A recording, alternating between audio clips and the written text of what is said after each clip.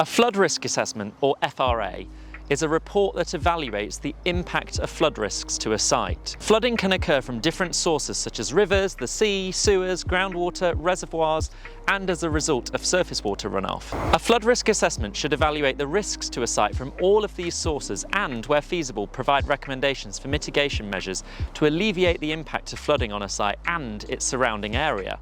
An FRA is generally required to be submitted as part of a planning application for all potential site developments proposed in flood risk areas. It's critical for developers to understand the potential flood risks to a new development, not only to determine the safety of the development in relation to the flood risk, but also to understand the impacts the development may have on surrounding areas in terms of increasing or exacerbating flood risk.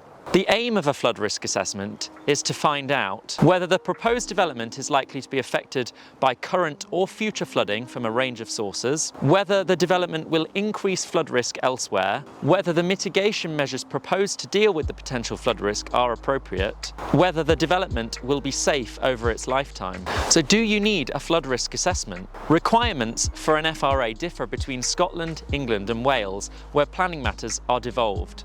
A flood risk assessment in England is required when the proposed development is located within flood zone 2 or 3, or the site is located within flood zone 1 but is greater than 1 hectare, or the site is located within flood zone 1 is less than 1 hectare but is affected by other sources of flooding such as surface water or groundwater or sewer flooding. So what are flood zones? There are 3 flood zones as defined by the Environment Agency: flood zone 1, 2 and 3. The flood zones are based on the likelihood of an area flooding from rivers or the sea and for catchments greater than 3 kilometres squared, with flood zone 1 areas least likely to flood and flood zone 3 areas more likely to flood. These flood zones do not always consider every single river in an area and don't consider block drains, nor do they currently take into effect the effects of climate change. Therefore, sites shown to be in flood zone 1 can still experience flooding and surface water should not be ignored. Areas within flood zone 1 are deemed to have less than a 1 in 1,000 or 0.1% annual probability of flooding in any given year, and flood zone 1 is the lowest risk flood zone. There are typically few restrictions in terms of flood risk to development in flood zone 1 areas, and the exception is for developments over 1 hectare in size, which must have a flood risk assessment undertaken as part of a planning application, and areas deemed to be at high risk of flooding from surface water, known as critical drainage areas. Areas within flood zone 2 have between a 1 in 1,000 or 0.1% and a 1 in 100 or 1% annual probability of flooding in any given year. Flood zone 2 is considered a medium flood risk. Developments situated within flood zone 2 require a flood risk assessment to be submitted as part of any planning application showing the risks of flooding to the site. Flood zone 3 is split into 2 separate zones, 3A and 3B, by the local planning authorities.